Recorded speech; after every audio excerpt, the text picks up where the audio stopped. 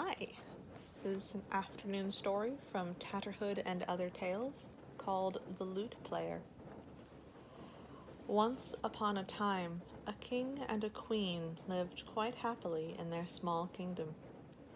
The king held tournaments and practiced mock battles with his knights. But after a time, he grew bored and restless. He longed to go out into the world to try his skill in battle and to win fame and glory. So he called his band of armed knights together and gave orders to start for a distant country where lived a cruel king who raided all the countries all around him. The queen, who had always shared the duties of the kingdom, was now given full power to rule in his absence. He commanded his ministers to assist the queen in all things. Then, taking tender leave of his wife, the king set out with his small force. After a time, the king reached the lands of the foreign ruler. He rode on until he came to a mountain pass where a large army lay in wait for him. His force was defeated. The king himself was taken prisoner. He was carried off to the prison where the captives suffered badly. The prisoners were kept chained all night long, and in the morning they were yoked together like oxen to plow the land till it grew dark. In the meantime, the queen governed the land wisely and well. The country remained at peace with its neighbors, and her subjects prospered. But when 1 year became 2, and then 3, the queen grieved at her husband's long absence. Since no word was received from him, she feared he had been killed. When, at last, the poor king was able to send her a message, her grief turned to joy. The letter told of his capture and gave instructions for his rescue. Sell our castle and estates and borrow money to raise as large a fortune as you can. Either bring or send the gold to ransom me, for that is the only hope of deliverance from this terrible prison. The queen pondered the message. She was resolved to obtain his release as quickly as possible, but to raise so large a sum would take many months. Then if I bring the ransom gold myself, she thought, this foreign king might seize the gold and imprison me too. If I send messengers with the ransom, whom shall I trust? It is a long distance to travel with a cart full of gold. And what then if the ransom offer is refused or seized? This ruthless king may not want to ransom a prisoner, or he may be so wealthy he will laugh at our gold. The queen paced her chamber in despair. If I do as the king requests, he would return home beggared and in debt, the country impoverished. These thoughts filled her until she was nearly distracted. At last, an idea came to her. She would journey to the distant land as a vagabond minstrel, a lute player, and she would rescue the king herself. She cut her long brown hair and dressed herself as a minstrel boy. Then she took her lute and, leaving word that she was going on a journey, left the castle at night. She did not know if her bold plan would succeed, but she knew the ministers would be horrified and detain her if they could. At first the queen rode alone, but soon she joined a party of pilgrims journeying her way. Later she joined a group of merchants and peddlers. The young minstrel who played the lute so well and sang so gaily was welcome company to the travelers.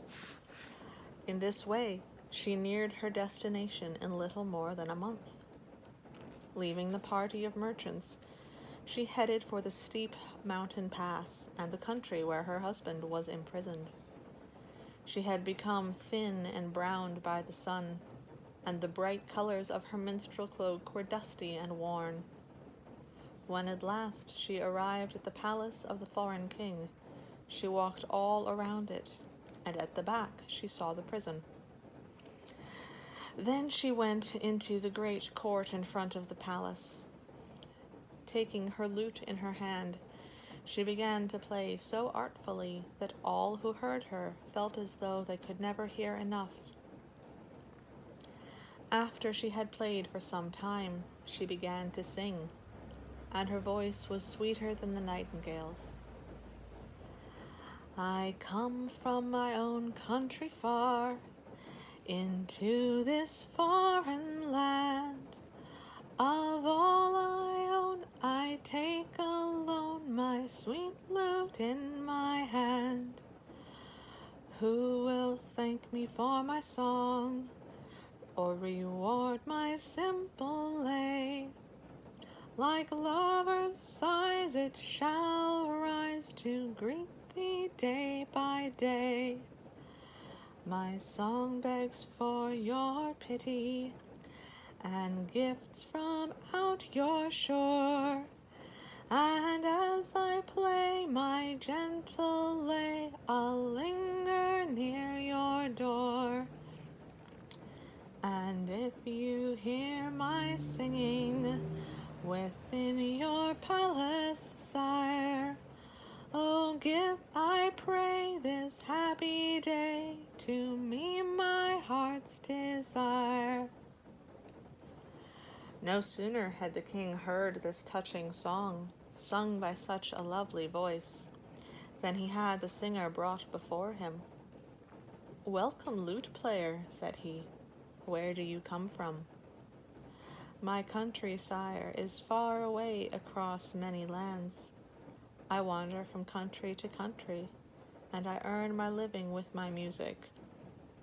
Stay here, then, a few days, and when you wish to leave, I will give you as a reward what you ask for in your song, your heart's desire. So the lute player stayed on in the palace, and played, and sang songs both merry and sad. The king, who was charmed and beguiled by the songs and the music, never tired of listening, and almost forgot to eat or drink.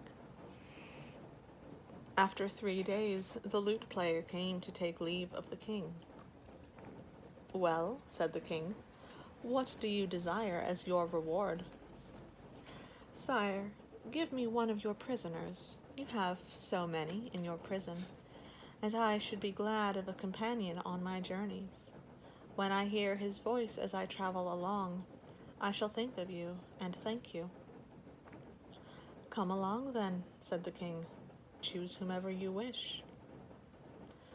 The queen walked about among the prisoners, and at length she picked out her husband and took him with her on her journey home.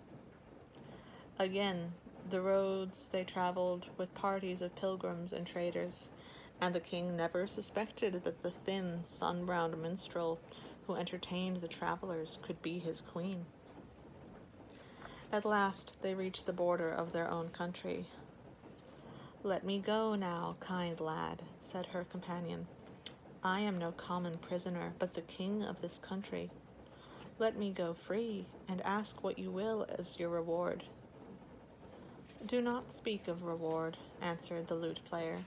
Go in peace. Then come with me, friend, and be my guest. When the proper time comes, I shall be at your palace, said the minstrel, and so they parted. The queen took a shorter way home, arriving at the castle before the king. She changed her clothes, putting on her most splendid gown and a high silk headdress. An hour later, all the people in the castle were running to the courtyard, crying, Our king has come back! After 3 long years, our king has returned! The king greeted everyone kindly, but to his queen he said reproachfully, Did you not receive my message? I laid a long time in prison waiting to be ransomed. Now you greet me lovingly. but it was a young lute player who rescued me and brought me home." The queen had expected to tell the king in the privacy of their chamber the reasons for her disguise and perilous journey, for she feared he would be angry that she had not sent the money.